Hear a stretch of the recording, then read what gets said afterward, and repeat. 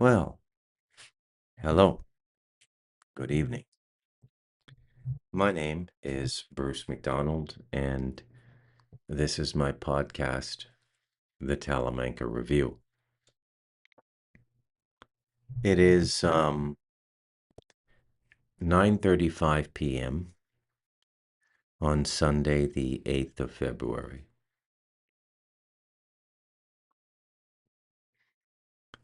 And I'll just ease into this as I usually do.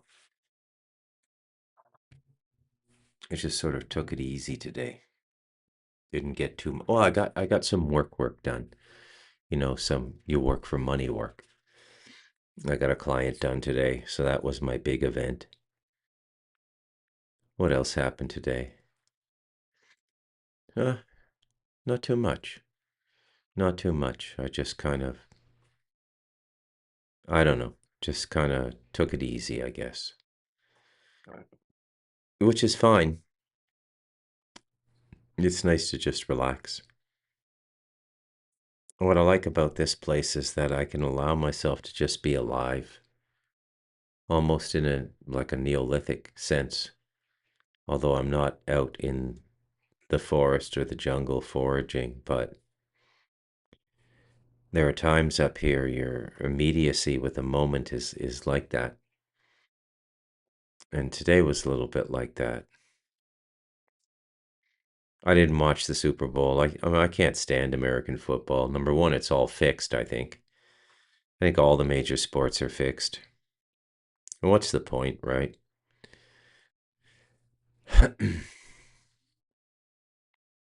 Well, I guess a lot of people like it, so who am I to say otherwise? People like what they like, right? And they like them some football. I grab myself a coffee here. Hang on a sec. It's going to be kind of a lazy podcast, but I do I do have something to say tonight.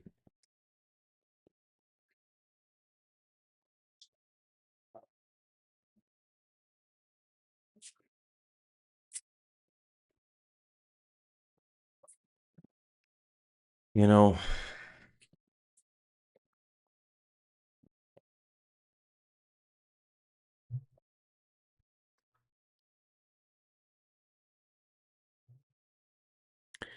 lately I have to admit to you, my precious listeners, and I do consider you precious.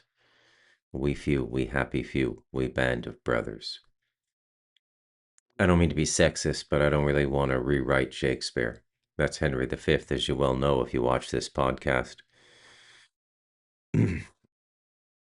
But it includes, obviously, the female listeners as well, because soul is without gender.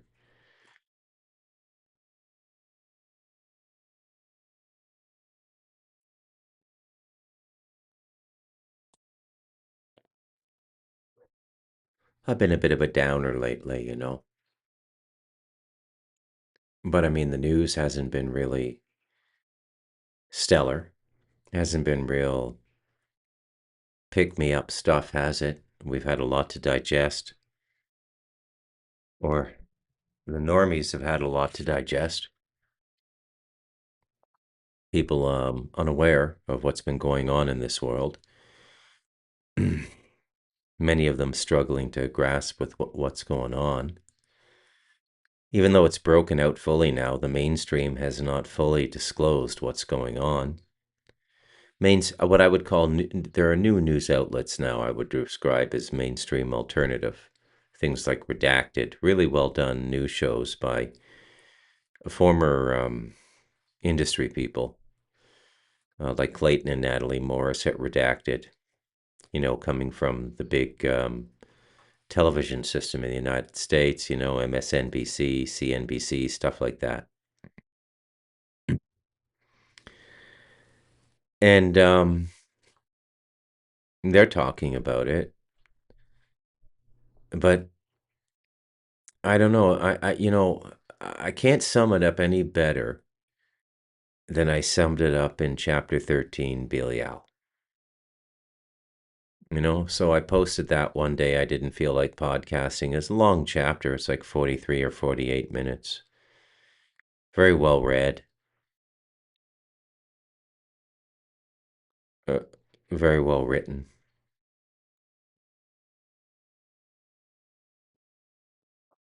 And it captures that time. And the name of the chapter is Belial. And of course, Belial is one of the chief demons in John Milton's Paradise Lost.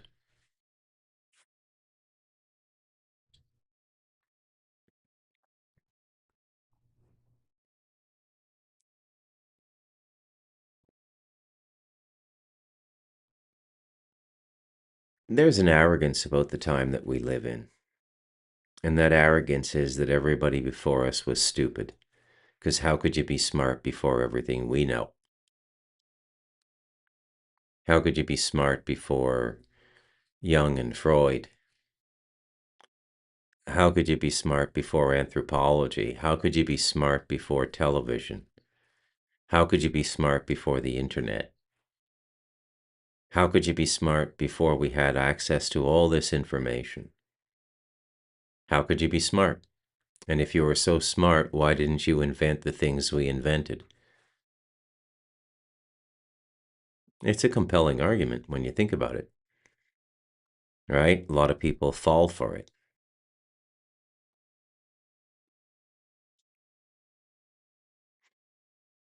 But these are all materializations. It is a distinct expression of materialism. The 20th century has been an extremely, and the 21st century are both extremely material centuries. And the quarter of the century we're in now, 26 years, 25 completed. Very, very material. You know, people often get the definition of materialism wrong. Again, it goes to the corruption of the language. I'm pretty sure this is being done deliberately. And I'm not talking, well, it is kind of a Jordan Maxwell way of looking at language, but I see it more in the general language. His expertise was telling you what they really meant in the Bible. My grievance, my beef is with the language proper and the degree to which it's being slowly despiritualized. It's becoming more and more of a machine language. And most of the dictionaries don't even give you the history of the word anymore. Most of our language goes back to Greek and Latin. I always give the example of economy because it's a great word. Um, so, onomy is a system of man made rules and regulations. Taxonomy, economy. You just look it up, just look up the word. And eco comes from the Greek oeko, O-E-C-O, which means household. So you connect household with man-made system of laws, and you get economy. So the economy is a man-made system of laws to run the household. And the household is now a nation or a region. And more, we're living in a global economy. But there's something very particular about the word oeko, household in the Greek. The first application of economy is to the home. And this was probably done for harvest. So sometimes you have to preserve food, you have to learn to preserve food, pickle it, preserve it, because nothing may come out of the ground for some time. And this was especially important amongst the northern peoples, which by and large are defined by the white race, are the northern people. The most northern people are the Nunavalik, the aboriginals the original people in the Arctic Circle and in and around that area.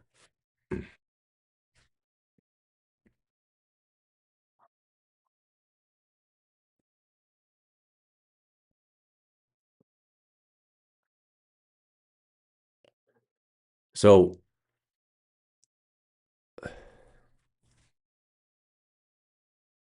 it's a great word, and it's a great way to explain the importance of etymology.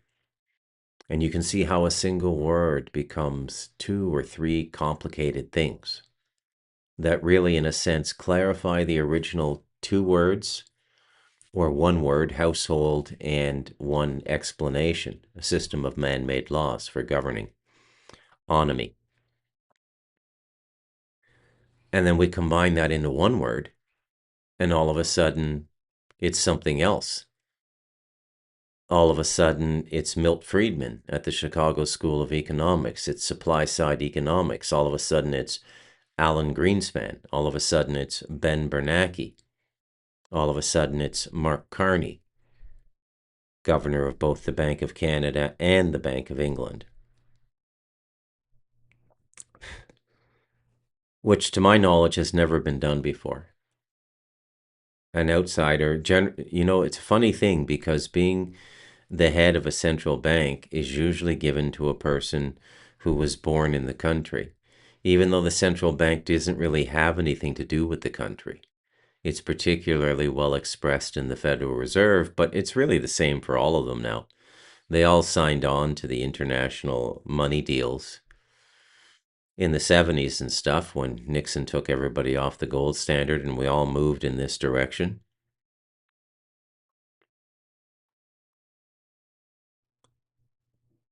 So economy now has become something completely stupid. And it's a pseudoscience. And the reason I say it's a pseudoscience is because nothing based on human behavior can be considered a science.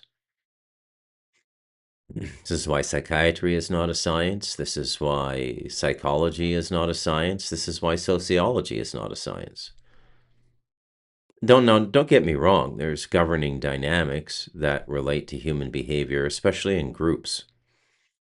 And that's best summed up in a book, I think, published in 1901 or 1905 called The Crowd. I believe it was a French author, and it was the psychology of the crowd, the mob.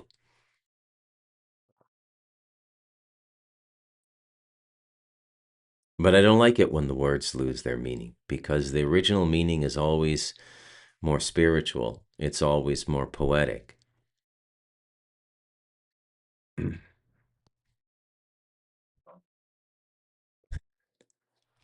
So, what was once a natural and true thing, the system of laws you have to follow to maintain a household, which, and laws were generally formed around staying alive in their original utility.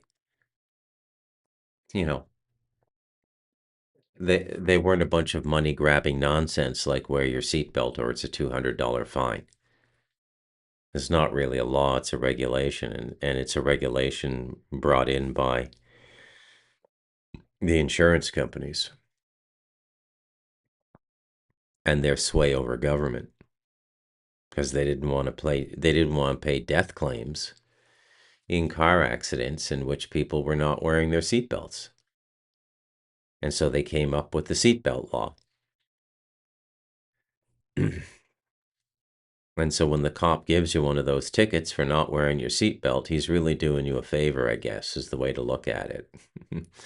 In their twisted logic, because if you were to get in an accident and be killed, there would be no death benefits from your insurance policy. So, but everybody makes money along the way, right? And the municipality through the fines. There's some regions of the United States that's a significant portion of their revenue. It kind of sounds like some hokey myth from Smokey and the Bandit or something, but it's actually true. There's lots of small parishes and counties in the United States that excessively ticket outsiders when they're passing through. And then the revenue goes into the general coffers of the municipality.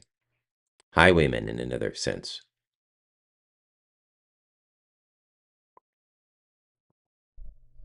But it's all about the dollars. We have reached a point in human history and civilizational history, the civilization I'm talking about being primarily the West, But because we're a global culture now through media and digital media and computers, in a sense, you could say the whole world. Okay? It's the whole world now. Whole world's caught up in this nonsense. There comes a point in the evolution of a civilization where you can no longer have accusers. Nobody can accuse you because nobody has the virtue to accuse, right? What do we say about Somalia and the fraud now? What do we say about that now that the Epstein files have dropped? And it's a curious timing that Trump chose. All his moral leverage and all his ability to go after the fraudsters in Minnesota is almost completely gone now. I mean, you'd have to be something really dense. You'd have to be somewhat obtuse now to not see this. So the kitty rapers and the child torturers and the child traffickers are going to prosecute people for stealing money through an elaborate fraud scheme? Does that sound like a society that you want to live in?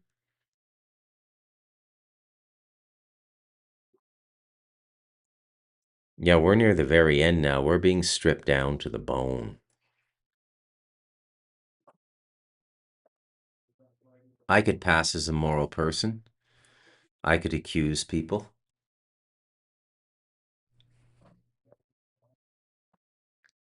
I prefer not to. My ideal solution to all of these problems we're facing is minimal prosecution, but make sure that the behavior is significantly terminated. And make sure fair warning is given that this will not be tolerated in the future. Widespread organized fraud. I mean, you could arrest 90% of the 200,000 Somalis in Minnesota now under the RICO Act. You could arrest them all. You could form a special prison for them. Let them take over an industry and work for free for 10 or 15 years. Bring back labor to the penal system. And the reason I'm saying these things out loud is this is what you're going to start to see. And I'll tell you why.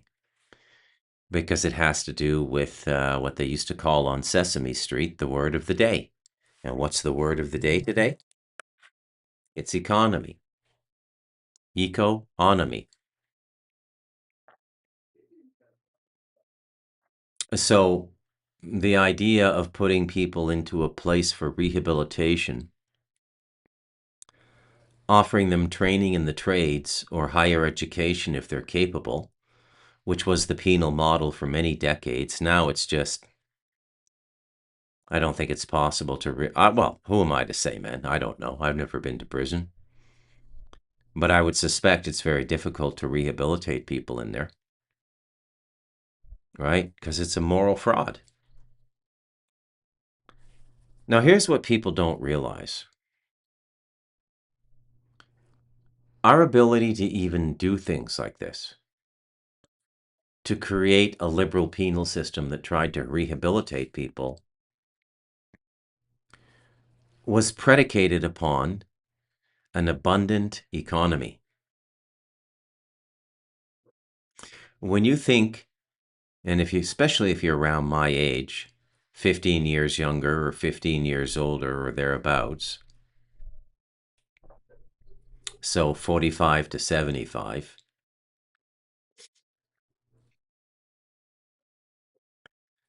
you think back on an America and a Canada that was the jewel of the world. America always had mixed feelings in the world, but in the 60s, 70s, 80s, and 90s, it was still fairly well loved. The mixed feelings come because America was chosen as the military arm of whatever's running the world. And so you remember your torturer, you remember your invader, you remember your oppressor. So most of the times that has happened after World War II, the oppressor has the American flag on their shoulder, the signias of the American Army on their uniform. And they speak English, they smoke Marlboros, and they like Coors. America.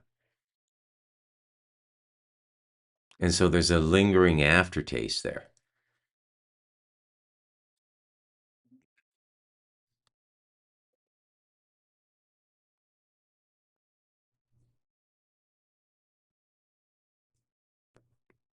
I don't know how many of you saw the last Matrix movie.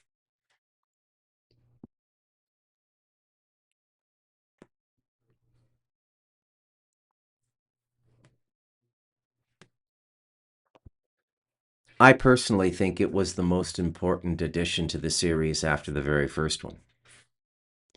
The second and third ones were just extensions of the idea in the first one. Like just keep repeating John Wick and expanding the underworld he lives in. In a lot of ways, Keanu Reeves has been telling the same story one way or another his whole movie career, if you think about it. Very interesting.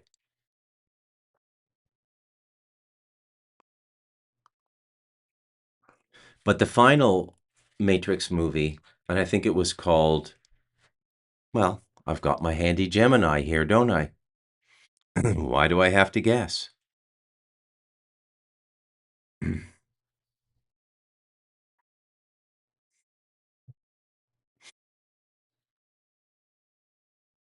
What was the last installment to the Matrix movie series?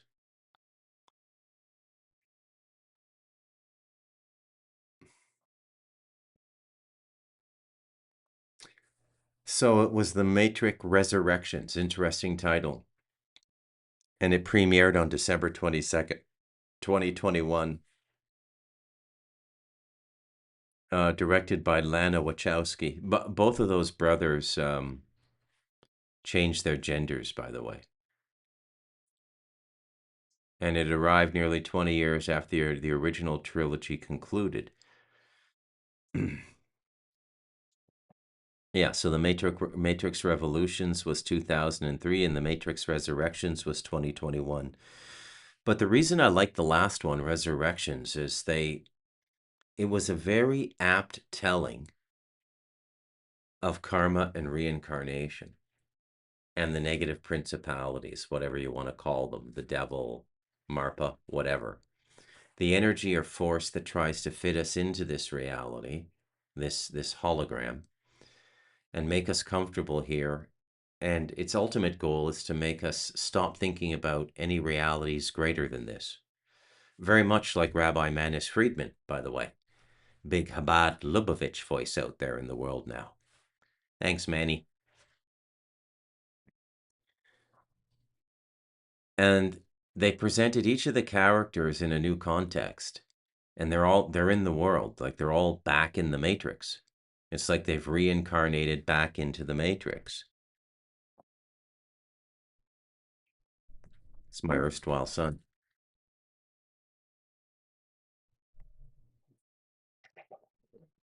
I'm podcasting.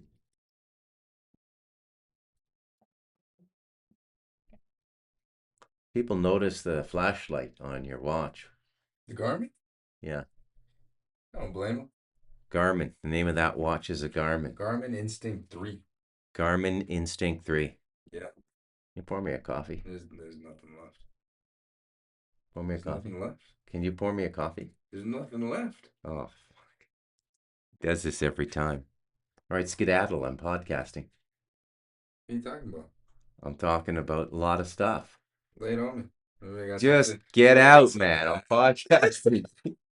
Fucking guy. Holy shit. Uh,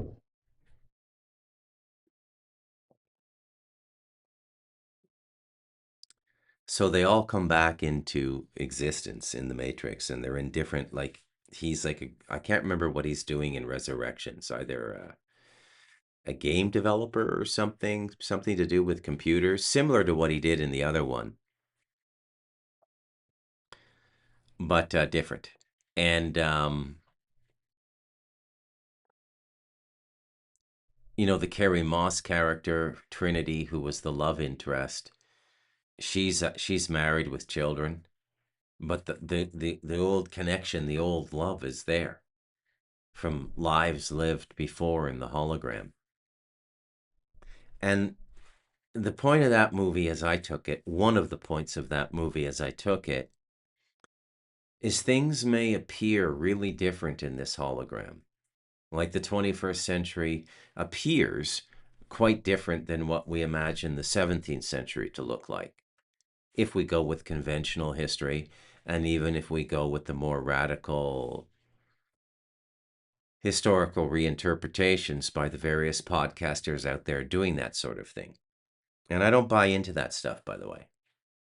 I don't buy into it. And maybe I'll do a podcast on why sometime in the future. But I have a very good reason for not buying into it. But the point is, even as things change, they really, on a certain level, stay the same. They stay the same, believe it or not. Nothing really changes from the perspective of soul. Nothing really changes at all. And Matrix Resurrections is an example of that.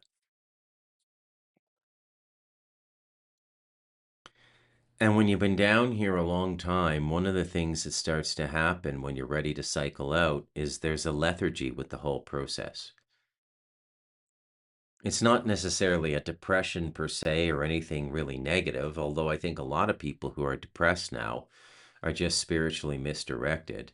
I think psychiatry and specifically pharmacology is a consciousness net to keep people from leaving or breaking out of the hologram in their consciousness. All of it's been designed this way. The last 126 years, you ask the average person who's been gone through the Western education system, has a university degree, lives in a condo, has an iPhone, and has 100 megabit per second or faster internet, they'll tell you this is the best man's ever done. And I suppose you could make the argument in some ways, maybe economically, I don't know. But when you look at certain key things, it really isn't that great a life. The quality of your food, the nutrition.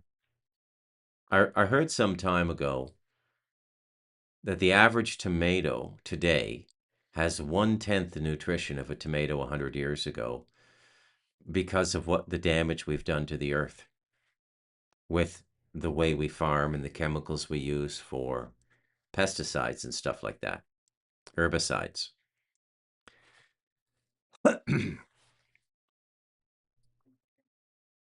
Well, everybody eats now, Bruce. Everybody eats well. Yeah, everybody's fat because it's not food.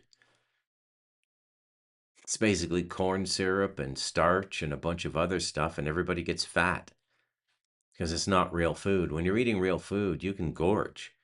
You can eat till your belly's about to burst. You're not really going to get fat, okay? Because it's all real food.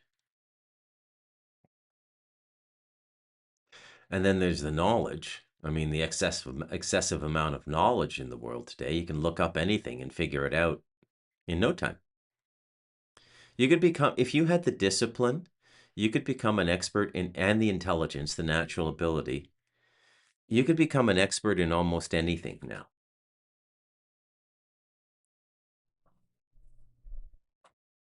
Huh.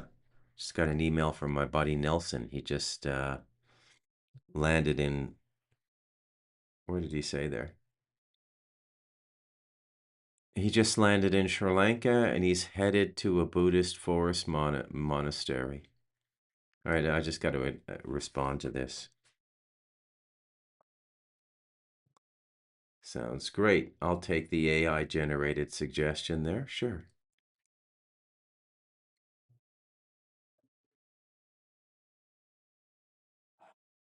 Yeah.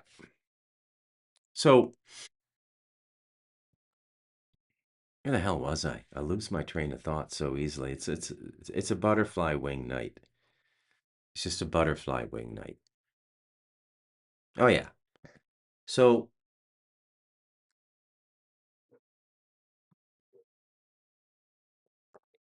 we're talking about how nothing really changes. And a lot of the stuff going on now is to keep us here. No, there's nothing like I don't want to sound like a depressed person or anything. I love life. I love being here. I want to live a long, healthy life. My late 80s, early 90s. I love life. But I am only able to love life because I see it in a context bigger than the body. If I were still living in a body only context, holy shit, man, I'd be in rough shape now. Really rough shape because I was marked to move beyond that. But this is another thing about the time we live in, and people talk about this being the best time to be alive and all the technology, and I don't see it that way. I see it exactly the opposite. I see this from the Matrix Resurrections perspective, that this is the most effective soul trap they've ever created down here. Okay? And again, I'm not feeding into this Gnostic, archonic nonsense, okay? The demiurges or any of this shit, even that those things are probably real, but they're not nearly as powerful as people make them out to be. You'll be through that crap in 3 or 4 years of meditating if you keep it up. Nothing really to worry about there. That's for the people who want to stay in consciousness kindergarten.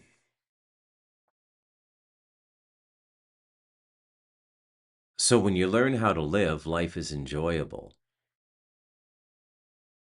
And you also have the option of leaving and not coming back because you've earned it. And you'll know you've earned it because in your consciousness while you're alive, you'll go beyond the incarnation grid.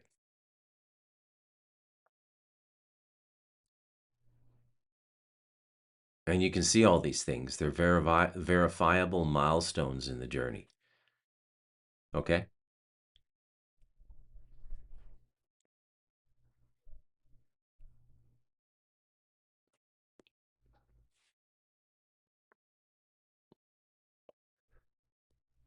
And if this is the best time to be alive, why are so many people unhappy? Why are so many people using drugs?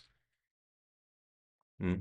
Drugs are what we use to escape reality. If this is the greatest time to be alive, why is such a high percentage of the population crapping out?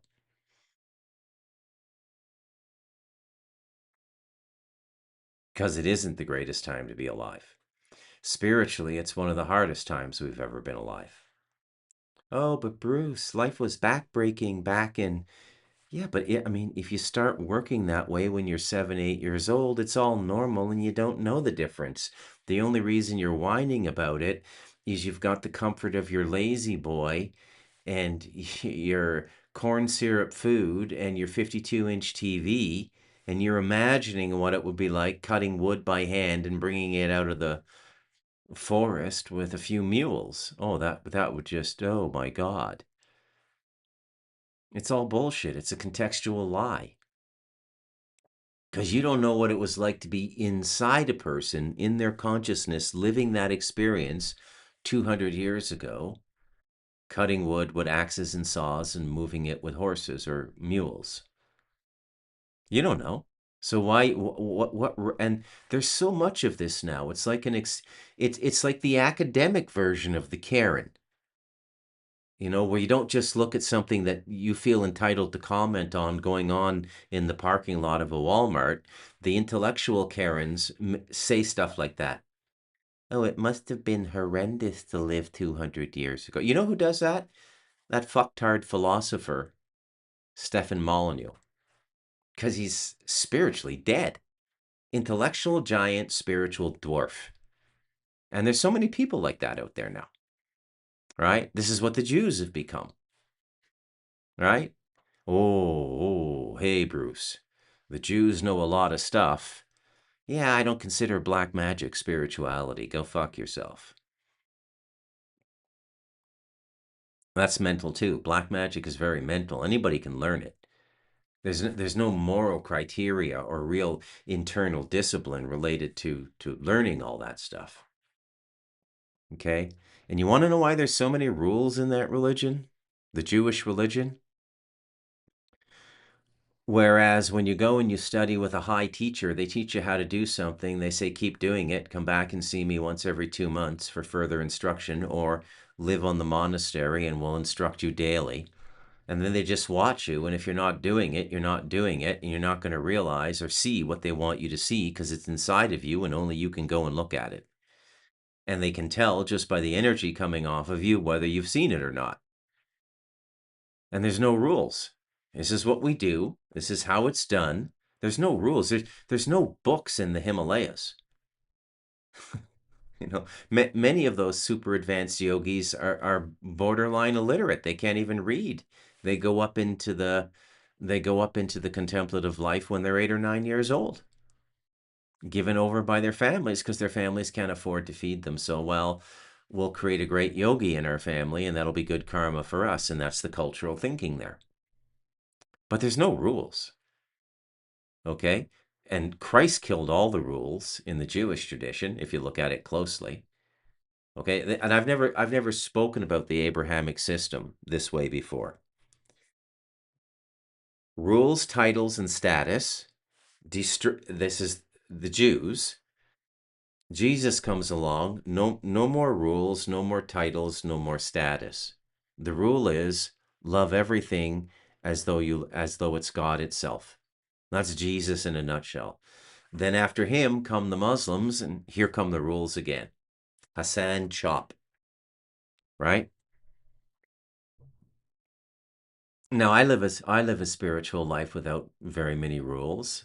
I don't have any dietary restrictions. I meditate when I want to meditate, and when I want to spend time with my creator in an energetic apparition in samadhi or in meditation, I do it because I want to spend time with my creator, not because I'm afraid of going to hell or some other fucking rule that somebody's programmed into my head.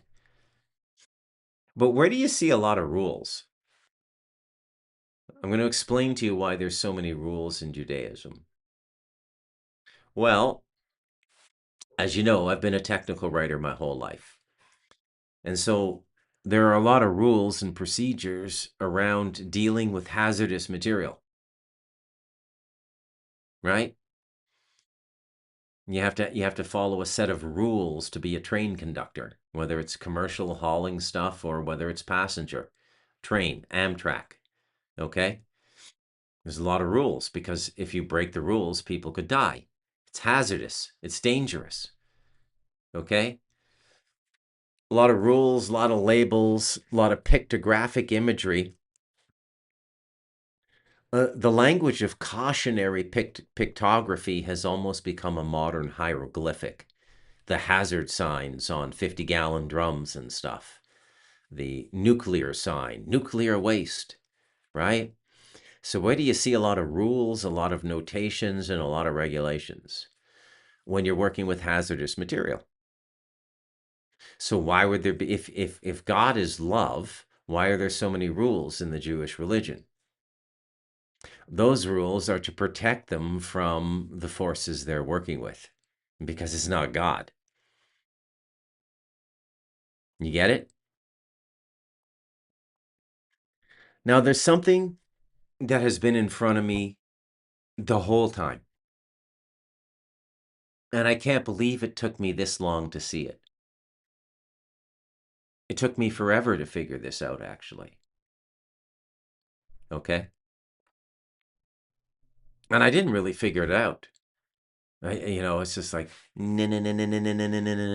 carry the 2 minus 4. I didn't figure it out. It just popped into my head. And I went, oh. And then as soon as I saw it, I went, oh, yeah, that's it. So trying to tie this whole erratic podcast together. So the perversion of language, the reconditioning of people to make them think they're living in we're a different people in the 21st century than human beings were in the 18th century. No, we're not. No, we're not. and there is no index for happiness, right? If these lives are so hard, like farming and stuff like that, why did nobody want to give their farms up? Why do all the multi-generational farmers hate the banks for ripping off their land? Well, by the academic Karen's perspective, "Oh, we did you a favor. Why don't you get a civil service job for $92,000 a year and just get a house like it's a much easier life. You'll see." Because there's a certain inner dignity and an inner grace, a connection with the creator that comes from being that independent and running your own operation like a farm. That's why. And if you'll notice as you look around the world, anybody who has that doesn't want to give it up. The Kebakar don't want to give up their way of life. Why would they?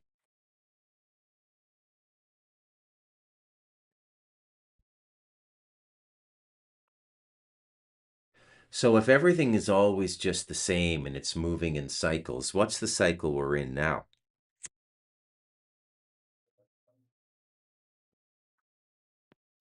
Well, boys and girls, I would suggest to you that Noahide law is just a magic spell, a bunch of bullshit put out by the Chabad Lubavitchers and the Sanhedrin and all of the other decrepit rabbinical orders to really bring back this.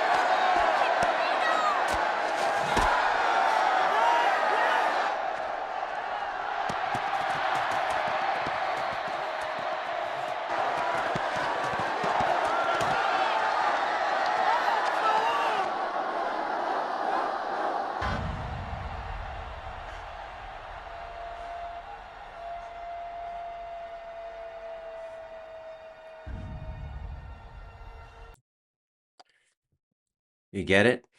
Did the light go on? So in the greatest age of man, according to the people who are telling us what reality is now, what they really want to do is bring back the old gods. And Noahide law is just a cover story to do that, to begin ritual human sacrifice again. Okay? Now, I am not going to pick on the Jews, and it's not really the Jews. I'm breaking my own rules again. It's a certain Luciferian cult that I think has evolved out of misunderstandings or misapplications, or let's put it this way, the wrong consciousness doors opened through the ritual study of the Kabbalah. And there may be other systems that we don't know about. I don't mean to just pick on the Jews and their Kabbalah. And there are illuminated people who have studied the Kabbalah as well, who haven't turned into monsters. So it's not just the Kabbalah. But it's circles of ritual magic. And some of those circles, which are still benign, and when you watch the survivor testimony on some of these YouTube channels, there's a lot of people coming from Masonry and Mormonism and Rosicrucian families as well. And but that doesn't mean that those systems are entirely bad in and of themselves. It just means they're open to that, and a certain amount of the people will go in that direction. But at the top level, they're all rotten. If you don't think there's ritual sex magic at the top of the Mormon temple, I mean, look at that jack off they arrested like a decade ago or 15 years ago. The most wanted man on the FBI's list. I think he had 52 wives. Jeffries was his name. Warren Jeffries, I think. Don't quote me on that. My memory's not what it used to be. So, I mean, again, ritual sex magic, right? But this is the whole game. I just figured out the whole thing. I hope you folks realize what you've been given tonight. And I'm sorry I was so obtuse and I didn't see this. I mean, I wrote all about it in The Devil in Us and Light of Darkness and sections of Stardust Ranch, but it didn't quite kick in, you know? So the cycle is we're going into another dark god cycle. Who knows how long it'll last? I hope it's only 5 or 4 or 7 years. But this is what's going on. Don't let anybody tell you any different. Anybody who tells you any different is a bunch of bullshit. Noahide law is an excuse for mass ritual sacrifice. That's it. And there's a lot of people invested in this now, and there's a lot of people who I mean, look at Jeffrey Epstein. Look at all the shit going in there. I mean, that it's already going on wide scale. The only thing that hasn't happened yet to close out this cycle, and really, it kind of makes sense when you think about it, because when you think in terms of our astrological cycles, 2,600 years or 2,600 years, I'm not an expert, not even close to being an expert. You'd have to consult somebody like Robert for that, Robert Phoenix. But at the beginning of this age of Pisces, we've got the human sacrifice, we've got King Solomon's temple, and we're told through their scripture that they were separate things, kind of commingled by accident because Solomon couldn't keep his dick in his pants and ended up fucking some witch, and she, sucked his cock so well that she talked him into putting a temple of Moloch up right beside the temple of Solomon. In this version, we're getting in the closing of the cycle. And remember, as I'm saying these things, remember Matrix Resurrections, okay? because it's all the same stuff, just appearing slightly differently so that you don't wake up to it. But you look at the end of the cycle, Moloch and Solomon have merged. And Judaism is no longer opposed to human sacrifice. It will now be like those fucking frog-eyed fucking monkeys at the top of the temple. You know, with their fat little kid. Me, I'm Jaguar Paw. I'm the one who gets away. But that's what we're going into, and they're merging the two now. The human sacrifice and the Temple of Solomon, and what the Jews believe will be the continuance of the evolution of humanity, which was set ajar when whatever happened in the time of Solomon. We were never supposed to go through all this stuff we went through. Something on the timeline got fucked up with Solomon. And so when the new age comes in, it will pick up, according to the Chabad rabbis, exactly where Solomon left off. And to do this, of course, they need to kill people. And I hope you see it. I hope this is the clearest I've ever explained it to you. When you look like at a rabbi now, no matter how learned he is, whether he has a PhD in physics, realize he's just that fucking monkey at the top of the temple. That's where his consciousness is at. See, mental development is different than consciousness development. Consciousness development is proximity to love. And these people have none. They have nothing but hate in their hearts, nothing but violence, and they're one-trick ponies. Control the masses through abject fear, and let's bring back Noahide law. And again, always with the head chopping too. I don't think they'll be plucking. Well, actually, there will be a facsimile of taking the heart, because they will simultaneously, as they bring in the martial law, just like they brought in the medical assistance in dying in Canada, they will be harvesting organs while the person is still alive, and then your final death will be, your head gets chopped off. So it'll be a one-to-one match for the ritual at the top of that Mesoamerican temple. Where are you going to get this stuff? Who else is going to tell you this stuff? Okay? I'm Bruce McDonald, and this has been the Talamanca Review.